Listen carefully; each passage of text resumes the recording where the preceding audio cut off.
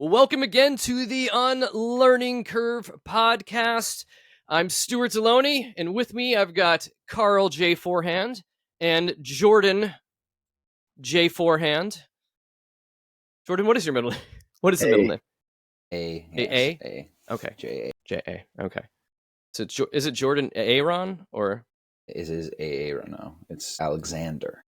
Alexander. Very nice, very nice. Off to a great start. So, yes, this podcast where we talk about mental health and other stuff within the church. And this first topic that we're going to be hopping in about, we're going to be talking about kind of our, I don't know, how do we put it, like grifter of the month, stain of the cloth. I don't know which one we're going to be talking about, but it is Franklin Graham. And before we hop into Franklin Graham, if you want to contact us, if you've got questions, you should be able to find all that jazz in the show notes to be able to reach out to us. We're on iTunes and anywhere you're going to be looking for podcasts. So yeah, check us out. We're Karl, how many shows deep are we right now? We have 12 shows recorded, 16. Yeah, 16 recorded and out there, queued up, ready to go. So this will be the next 4, starting on number 17. Yeah. Number 17. So let's hop on with someone who's just a fantastic piece of shit, Franklin Graham. I thought you were going to say me. You're talking about me. Yeah. No, I'd be like you. It's a beautiful piece of shit. Yeah. Hey, you said earlier we had to wake up JD because he's got the 12-hour difference. So here we go. Spice it up. Seems Karl, like it's working.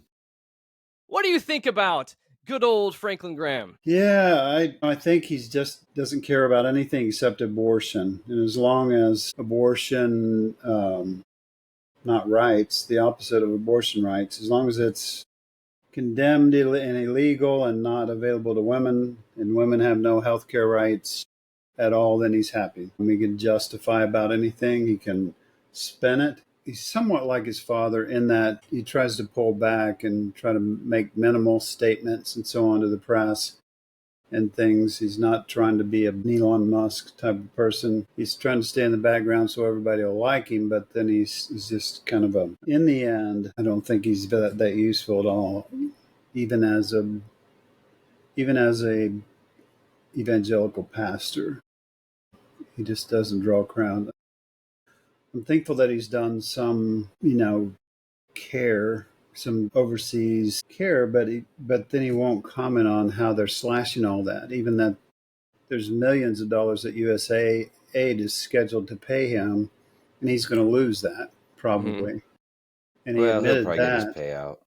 Yeah, I'm sure he'll get that, but he's so the fact that he won't speak up against that and say we already had this in place, we're helping people with this money and so on, unlike most churches who only spend about 3 to 5% of what they do on things like that. So that's the best I can say about him, because then everything else turns into just kind of not standing up for anything, not really condemning anything, praising his relationship with Mike Pence, but not really commenting too much on the fact that Trump supporters tried to kill Mike Pence when he did the legal and moral thing, the right thing, which Franklin Graham agrees with, but won't, stand up to the stupid things his party's doing, which makes him a terrible pastor. You're not. Is he actually a pastor? I mean, I know he's probably like licensed or ordained, because oftentimes that's just a piece of paper. But yeah, doesn't have a church, but I'm sure he would call himself a pastor. Before we get any deeper into him, because there's a more deep depth to plumb from this, but one of the things I've always thought was stupid about Samaritan's Purse was, what was it, the shoebox, the Christmas shoebox things that we send all over the world. I felt like that was one of those. Do you remember doing that? Yeah. That's a big Southern Baptist thing that they would do. Yeah. I even remember at the time going like, we're basically just filling these boxes full of garbage for these kids. It'd be like, because that's what you like, let's go to the dollar store, and these are poor kids on the other side of the world, so they want these little crappy trinkets that our children wouldn't even play with. But we're going to share the gospel and give them a pair of socks, and that's going to make it all better for them. Yeah. I always just thought it was odd that, that we have this idea that, even children who live on the other side of the world who've never even heard of Christianity, they deserve presents at Christmas, even crappy ones. Mm-hmm. I don't know. I Yeah, feel like a lot of with that like work that they've done is making church people feel good about doing humanitarian work that isn't really humanitarian work at all. Mm-hmm. yeah. Yeah, I think in a lot of those places like that they're probably like ministering in or they want to like are probably the places that make those shitty cheap plastic goods that they send over here. So the kids are like, "Yeah, I made that. Good for me. I could have stolen one from the factory, you fucking losers." Like that's amazing. I also my thing is I think Franklin Graham has gotten exactly what he wants. I think this is like, and maybe he doesn't like it as much now. I think a lot of like the like evangelical right is kind of in that place right now where like they have everything that they've wanted. They own the courts. They have both houses of Congress. They have the presidency. They're doing all the horrible shit that they've ever dreamed of, and they can't even be happy about it. That's the thing that drives me nuts. Is like you can't even celebrate it. Franklin Graham has all these mealy mouth like interviews where he's just like, I just think they need to keep like he just has to keep saying like whatever Trump does is good. It's like wow, like you've totally cucked yourselves to this man, and he's giving you kind of everything you want, but you can't be happy about it because you can't celebrate because it can't be about you, which is really what it is about. Like you want it to be about you, but it's not because you gave all the power to another guy, and now they just. I mean, it's like it's all gonna. We'll see what happens with the whole thing. I think it can go a bunch of different ways, but it's just it's like sad to watch because it's I listen to a podcast about Alex Jones where like go over his and it's the same thing where he's just like it's like everything he wants and he is like a little bit more vociferous about his praise for Donald Trump, but it's like it just all sounds so hollow because it's like he can't take the credit for it. He's got to give the credit away, and it's like a bunch of stuff that he's technically argued against, but again, because he's ceded all of his power to now he has this daddy that he has to say everything is good about. It's very sad. Hashtag sad, hashtag babies. You see that in a lot of politicians also, the Republican politicians. Reporter asks them a question and they just kind of breathe real deep and shake their head like, I'm still having to defend this guy. Mm-hmm. And you can see it in their eyes. They're just, we got the things we wanted, like JD said, but look at, I think some of them are starting to see the cost. And the true ones, the true shepherds, the true pastors, the people that are really based in love will eventually speak up, will eventually let their church die so they can speak up for the truth. But that's not happening in great numbers right now at all. No, it's not. No, it's not. I mean, it does. But I feel like this is, like JD, you said, this is what they've wanted. I mean, Franklin Graham has been like a cheerleader for Christian nationalism for a while and pushing this kind of like toxic evangelicalism that is only about proselytizing, that is only about like dividing and separating people. I remember even when COVID was hitting in New York and Samaritan's Purse was there, they were making the doctors have to kind of, I guess, sign a statement of belief if they were able to do work there. So if a doctor was gay and or had some other potentially like perceived sin issue, they couldn't be there doing humanitarian aid, which is just ridiculous. But it's kind of being a gatekeeper. And I think that is a lot of the brand of this kind of a thing. Like, we'll help you, but... And so then is it... I don't know. Sometimes it doesn't always feel like aid when there's all those strings attached. I feel like, you guys feel like that whole evangelical church is stuck in the 80s. That's when they, when Falwell revitalized their mission after talking to what's his name, I can't remember the guy's name, but do you think they're just kind of stuck in that 80s thing? And like JD kind of mentioned, now they got it and they don't know what to do with it because they realize, I think what they realize is how much they've sacrificed for that, including their integrity, all of those kind of things.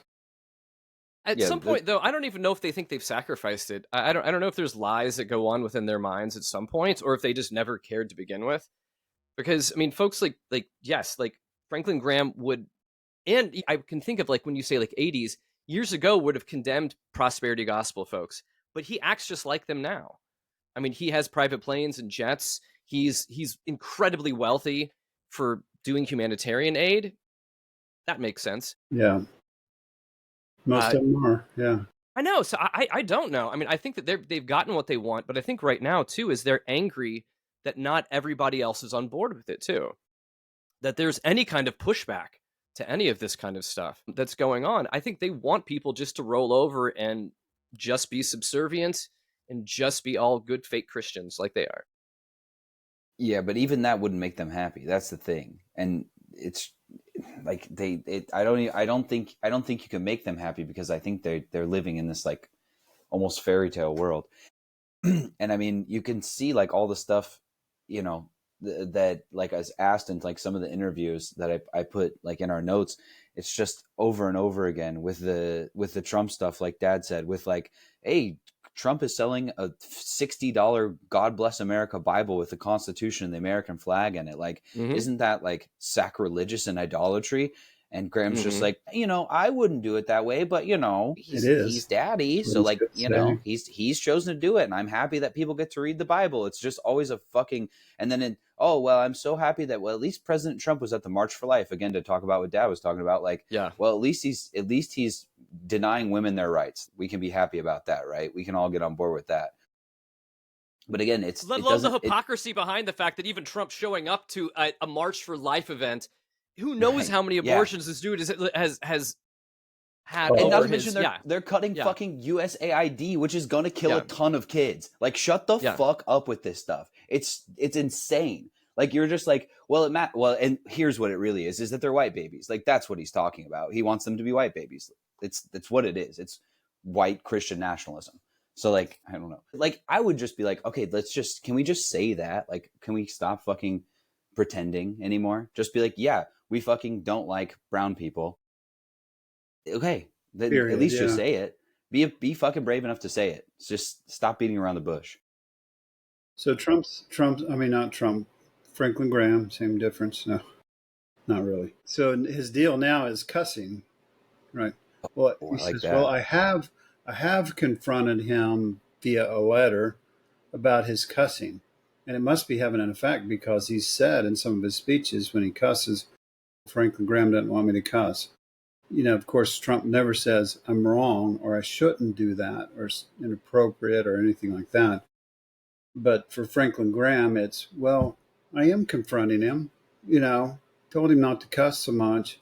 Well, he's doing things that are a lot more severe than that. Like JD just mentioned, a lot way bigger issues and problems and things you're justifying that aren't Christian at all. And calling for a genocide in Palestine, for instance. Take their shit. So you can set up hotels. Just take their shit away and make a resort out of it. That'll help the Palestinians. But I wonder if Franklin Graham is a little jealous of what's going on right now. Because, I mean, when you mentioned like the 80s, I feel like a lot of his style for church and how he presents himself is more like he's kind of pastor dude. And that's not playing in the new Trump economy with stuff. You need to have nutters like Paula White or people that are way over the top.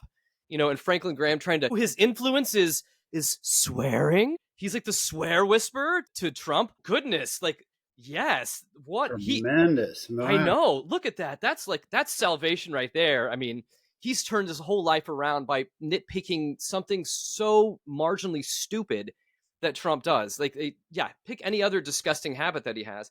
I don't think, but he doesn't have the panache. He's not going to be up there like Elon, you know, holding a chainsaw, going chainsaw, like a moron. But I think Franklin Graham's influence is going to wane, and I think some of this is going to cost him. You'd mentioned aid and other things. I just think he doesn't have the razzle dazzle that he used to. He just has old timey hate. But he's kind of boring with this old-timey hate. Right. Falwell Jr. had the same issue.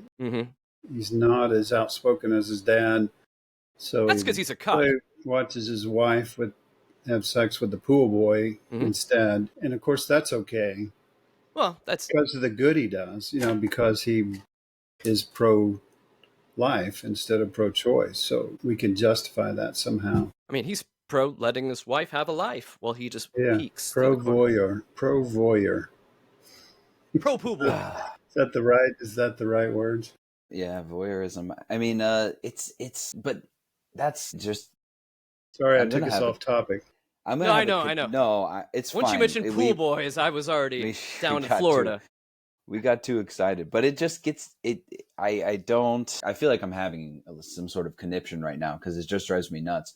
but I can't see like where this can go anywhere. But like some of those people maybe falling off, but Mm-hmm. I don't know if they'll ever stop supporting Trump until he's dead, and then Mm-hmm. he'll just be some martyr, and it's very sad to me. Mm. Yeah, I had something else to say, but I forgot. a tragic martyr taken down by KFC buckets or something Yeah, like that too. it really He is. was just doing the Lord's work. But I mean, but it's the same thing. I feel like Franklin Graham, but I think part of what made him gross too was I think he did start to get attention over being gross and like speaking out against wokeness. I mean, he's been huge into like one of his pet kinks, I guess, is Islamophobia. So anyone, like you mentioned earlier, JD, about a brown person, unless the brown person is doing exactly what I want them to do, and dressing the way I want them to do, yeah. But it's just crazy. Anywhere from like Islamophobia to I feel like he has issues with like race equality, and things like DEI. Like he grew up in the South, like the Franklin Graham, all their museum library bullshit or whatever is like in Asheville, North Carolina. So there's all these deep roots to like a progressiveness, or his father, who is okay with civil rights. I think his dad was a little late to the game with that. Right. But you would think some of this kind of thing would have rubbed off on him being around this, especially when all of this was happening as a kid during the civil rights movement. But no,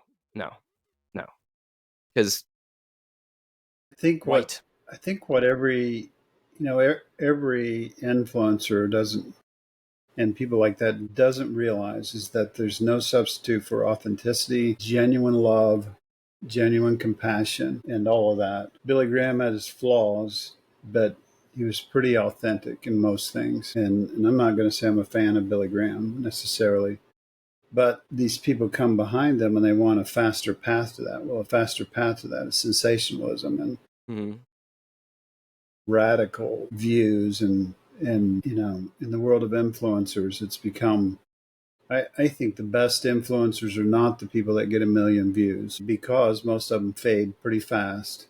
Or they have a crash, or their wife sleeps with the pool boy or something, so they have all this attention, then it goes away because it wasn't authentic. We had a personal victory. I'm not going to talk about it on this podcast right now, but personal victory for being an ally to a particular thing. And it took 2 years, and I didn't have 1 million followers, and I didn't, all those kind of things, but we felt like we made some impact by doing authentically what we thought we should for a few people, for a small audience, and for those kind of things. I think that's the thing Laura, my wife, reminds me of constantly, of, what, fame and fortune are not all they're cracked up to be. And really what matters is how authentic you're going to be, how real you're going to be, whether you do things with integrity, which is really important to me. I think that's a message that we need to send to all the deconstructing pastors who want to become influencers, and want to start an organization, and want to have the world's best podcast, and so on. So you're saying don't do that and have a shitty podcast like we do. That's right. Yes. And then you find out, you're partnered up, not on this podcast, but on a different podcast, with an abuser, and you didn't even know it, because they're so charismatic and they're so out there and outspoken. And in the end, those kind of people usually crash and burn, usually have an affair and all those kind of things. So I don't know why I went on that rant, but the unfortunate thing, though, it's like, to tie it back to a couple things that had been discussed, and something that I had thought about, is though, like, that's kind of, I think, a way that they try to maintain that, or get around that kind of like whatever cancellation or stuff, which I get mad about because it doesn't really exist. Like, all the people that have been canceled on Twitter or whatever are all back on. But is these people, including Graham, try to be the arbiters of what is and what isn't the in and out group. They're the gatekeepers, as Stuart was saying earlier. And you can see that, like, in Graham's quotes, talking about who isn't a Christian, who's divisive, talking about how Obama was like a cause of a lot of like racism. And it's like, well, yeah, because he existed and was black. Yeah, that's true. And like, Was Obama perfect? No, I really actually have a lot of negative things to say about that. If you want to listen to that, you can listen to my politics podcast. I have a lot of negative things to say about him. I think he was a terrible neoliberal president. I'm not a big fan of neoliberals. But if we're going to talk about who's more divisive on race, I gotta give it to Trump, okay? And it's just they just continue on with these. The left is divisive, and we're the only people who can decide what is and what isn't a true Christian. And well, Donald Trump is bad, and he's got his flaws, but so was Paul, and so was David, and it's just like, well, okay, then it's all just bullshit. Because you just get to decide what is and what isn't a flaw that becomes unforgivable, and it's nonsense. And then they just come up with all these sorts of unfalsifiable claims, like, well, Trump, you don't know Trump's heart. Well, it's like, well, you don't know Obama's heart, but you sure made a fucking judgment on him. So it's like, and so did I, but I also made one on Trump. Like, I judged both of them, but like, you're judging one and exalting the other to some deified status. One thing you got to realize about Franklin is that when he says the word Christian generically, he means a very specific type of Christian. He realizes Biden's a Christian. Biden's a Catholic Christian. Yeah. And that's not real. And what some of the country doesn't realize is he doesn't include mainline denominations, more woke, whatever. He doesn't, Catholics or he would say he's questioned Biden. He's questioned Pete Buttigieg. But again, Franklin's got a pretty big hard on for being anti-LGBTQ. He has, I think he's talked about, I think this was years ago. This, again, is in our state. He was big proponent on banning same-sex marriage. And I do believe that he was also, I think, behind them trying to push a bill that would do something with conversion therapy. I can look that up. In the state, like pro-conversion therapy. Yeah, that's coming back up. It's coming back up right now, It right? is, yeah. Which is scary too, because I know there's Trump and all this stuff we'd mentioned earlier. They got all they wanted, but they still want more. So they want to make sure that they're going to take away any rights that folks have all over the country. And this is the kind of stuff, you're right. Franklin Graham should be so excited that all of this work towards Christian nationalism and towards pushing all of this hateful agenda and rhetoric, all in the name of Jesus, it's done great. It's given them what they've wanted. The moral majority from back in the day finally got what they wanted. And it's, He doesn't it's like believe in Christian nationalism though, Stuart. Yes. Yeah, he just believes in nationalism. Did you see the quote? Franklin said Christian nationalism was invented by the media. It's just nothing. Except for all the stuff he says still aligns with it. So he doesn't like being labeled that. Yeah. It It's hurts my offensive. feelings. Maybe does he want people to use some of the nouns or pronouns that he wants to identify as? Interesting. He doesn't like that.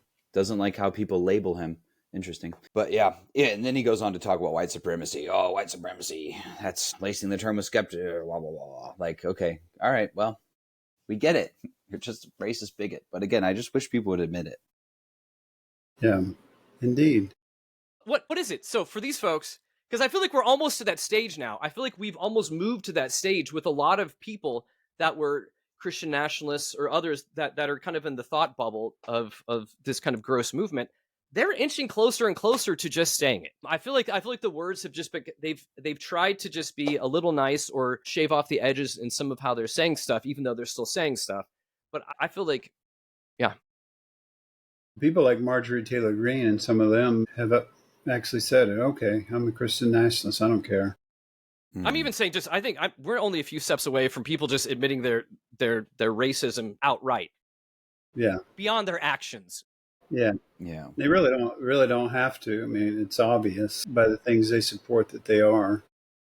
And Christian nationalism is not a made up thing. It's a real thing that has some bones behind it and definition behind it. And if you're promoting this and promoting that, then you probably are. You might be a racist. You might be a Christian nationalist. That's kind of what I was getting to with what I was saying earlier, though, is like that we've gone, even though the conservative right, the Christian nationalist right, would hate to admit this, we've gone, and so have almost everyone has in some ways, which is why I think that like the discussions online, because it's so global now and we have such disparate understandings of like what these words mean, we've gone so postmodernist that like these words have no meaning anymore. What does Yeah. Christian nationalist mean to one person? I mean, Graham thinks that the media creates it, or at least that's what he says. Maybe, again, we don't know his heart. I do. None of this means anything. Racism doesn't mean that you hate brown people and immigrants. Xenophobia doesn't mean that either. It just means whatever I decide it means at the time, because I'm not racist, according to a lot of these people. And it's like, well, you, like, by definition, you are. I can look up the definite. Well, that's fake news media. It's like, okay, well, we've gone past any meaning. So you have to start defining things, which is what I've started doing with people that I argue with, is just go, okay, define your terms, because otherwise we're not having a conversation. We're speaking past each other, because I know what these words mean based on definitions that basically most of intelligentsia has agreed on. You're making things up. So if we're going to have a conversation, you have to define your terms for me. And you can't continue to move the goalpost after that. JD, you can correct me if I get this wrong. Two of the things that were big realizations for me as a pastor, as an evangelical pastor. And those two words, as far as I know, are this: exceptionalism and triumphalism. Is that right? Triumphalism. So exceptionalism is that America is exceptional. We're the best at everything. We deserve more, it's the same way people, as white people, sometimes see themselves. So we are exceptional. And when I finally took time to consider that as a pastor, that was one of the reasons I deconstructed. And I don't talk about it a lot, but also triumphalism, that if we can beat you, then we're right. If we can take over your land, and it's exactly what Trump is promoting right now. We could force Canada to be our first state. We could take over the Gaza Strip and things like that. Or you can force morality on people in our country in the same way. I mean, they're ending up trying to take over our beliefs, our minds, and other stuff. I mean, people are allowed to believe what they want to believe, but that's where it starts getting it's just testy, where it's like, okay, I mean, you can believe what you want to believe. I don't have to agree with it. I can think you're a racist bigot. But when you start getting into like, why do you care about what I believe? Mm-hmm. Why does that matter? Like, what, where are we getting into that? Wait for the mandatory Neuralink implants, which I think is funny, because like that is the whole thing in like the 90s and 2000s. Was like, holy shit, we're so scared of this chip technology, and now like one of their main guys is like, I'm going to put a chip in your brain, as if that doesn't sound like the fucking Antichrist. Like, yeah, okay. Mark of the beast, right, guys. right? Yeah. I mean, all this stuff that all this. I mean, if only like Revelation and all that stuff was true, then this would be really fun. It would fit really well. Any of that, it would. Evangelicals have done a great job trying to force feed all of that into it. But if it was real, that would be cool. Because again, we're back to like worshiping an antichrist that kind of is a gold calf bastard. So evangelicals are about what percent? 28% or something like that. 35% of us, of the United States, of the electorate, somewhere in there. Yeah, folks. Very much. The United States is 1/8 of the world, maybe, at the most. Anyway, no, more like. Anyway.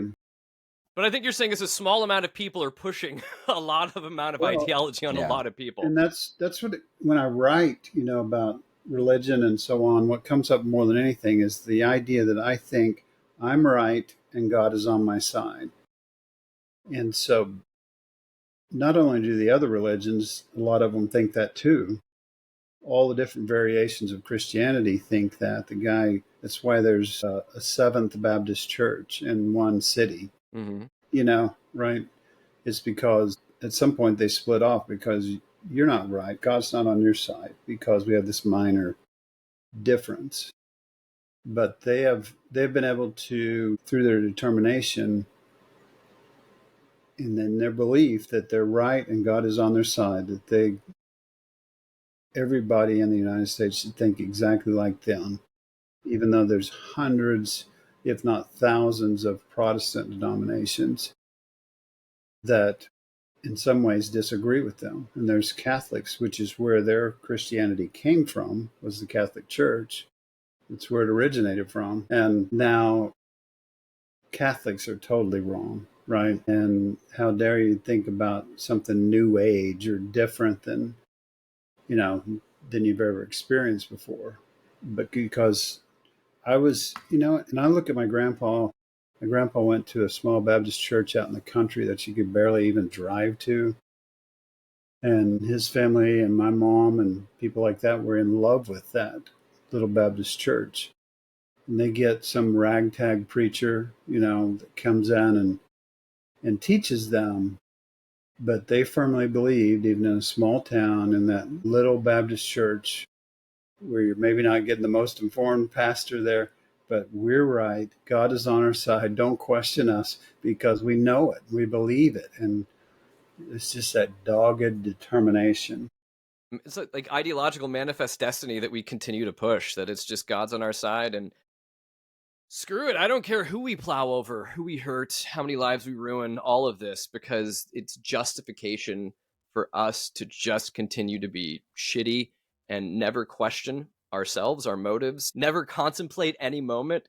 And instead, we're just doing ideological land grabs, or some of them are literal land grabs that the U.S. is wanting to go for again now. But yeah, it's almost like our brains were designed to live in bands of like 100 people, and we should have never connected all of them to one giant network where we can just all interact with each other, even though we don't understand each other's like thought patterns or where people are coming from. What I'm trying to say is I think the internet was a mistake. I think we should get rid of it. My grandma, let me tell you this little story.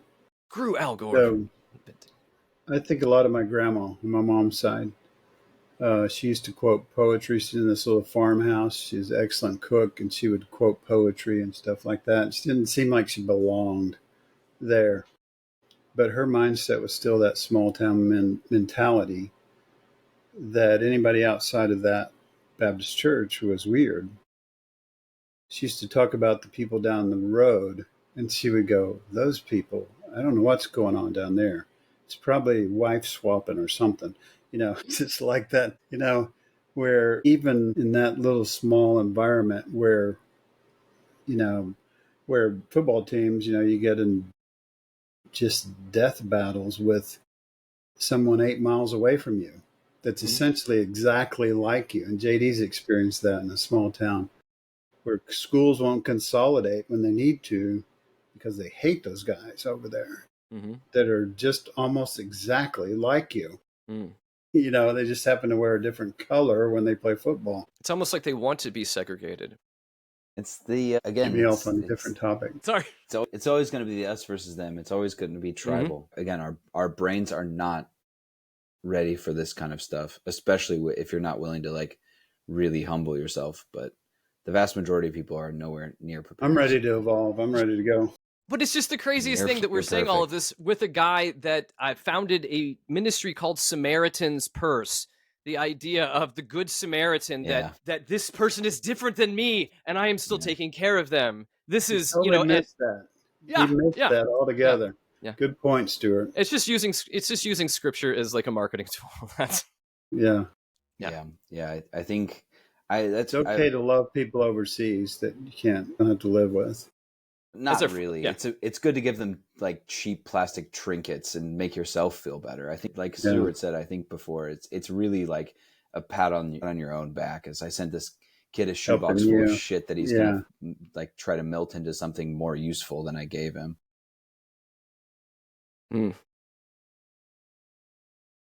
So support Franklin Graham. Is that our conclusion? Just wholeheartedly support him and everything he does. Yeah. I think he should be our next president. Do kind of hope he outlives Trump, but anyway. So at least I think for us to just come together, I think to nicely end this without any sarcasm, we can pretty much just say, fuck Franklin Graham. Yeah. Is that the assumption here? Yeah. Screw him and his bigoted, hateful ways. Okay. I was telling you before the taping that I had a discussion with him when we were vegan, just briefly, like one comment. Because he was vegan for 5 minutes, but no, I'm still with you. I don't. I'm glad he didn't, because that veganism sounds like a slippery slope that could lead to all sorts of different things in his life. To inclusiveness I know. So thankfully he's kinds of he's things. eating the Too dead many meat woke of people. animals and I was Too also many going to woke say, people. I'm glad that he didn't too, because then I'd have to actually give him credit for something. And now I don't have to do that. So I feel better about myself. Yeah. There we go. See, positive note. Great place to end this on.